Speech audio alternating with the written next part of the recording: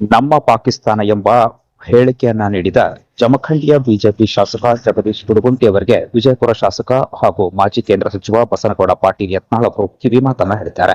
ಜಮಖಂಡಿ ನಗರದಲ್ಲಿ ಸುದ್ದಿಗಾರರೊಂದಿಗೆ ಮಾತನಾಡಿರುವ ಅವರು, ನೀವು ಮುಸಲ್ಮಾನರಿಗೆ ಬಂಗಾರದ ತಟ್ಟೆಯಲ್ಲಿ ಬಿರಿಯಾನಿ ತಿನ್ನಿಸಿದ್ರು ಅವರು ಬಿಜೆಪಿಗೆ ವೋಟ್ ಹಾಕುವುದಿಲ್ಲ.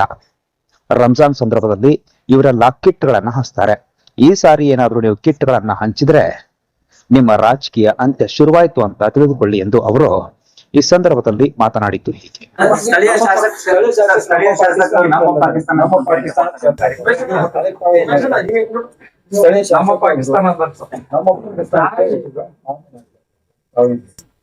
ಶಾಸಕರು ಮಾತಾಡಬಾರ್ದು, ಯಾಕಂದ್ರ ಅವ್ರ ತಲೆಯಾಗ ಐತಿ ಕೆಲವೊಂದ್ ಮಂದಿ ಬಿಜೆಪಿ ಒಳಗೆ ಇದ್ದವ್ರಿಗೆ ನಾವು ಮುಸಲ್ದ ಓಟ್ ಹಾಕ್ಯಾರ ತೋರಿಸ್ತೀವಿ. ಒಂದು ಓಟ್ನು ಬೀಳುದಿಲ್ಲ, ಸುಮ್ಮನೆ ತಗೊಂಡವು ಯಾರು ಬಿಜೆಪಿ ಓಟ್ ಹಾಕ್ತಿರಲ್ಲ. ಗಟ್ಟಿಗೆ ಹಿಂದೂಗಳ ಪರವಾಗಿರೇ ಇರ್ಲಿ. ಈ ಗುಡ್ಗಂಟವ್ರಿಗೆ ಎಷ್ಟು ಮಂದಿ ಸಾಬ್ರ ಹಾಕ್ಯಾರ ಹೇಳೋರು,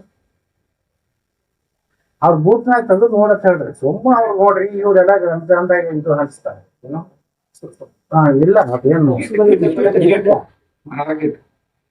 ಎಷ್ಟು ಕಿಟ್ ಹಂಚಿದ್ರು ನೀವು ಅವ್ರಿಗೆ ಬಂಗಾರದ್ದು ಅವ್ರಿಗೆ ತಾಟದಾಗ ಎಲ್ಲಾ ಬಿರಿಯಾನಿ ಮಾಡಿ ಅವ್ರು ತಿನ್ನಿಸಿದ್ರು ಅವ್ರು ಬಿಜೆಪಿ ಹೋಗ್ತಾರೆ.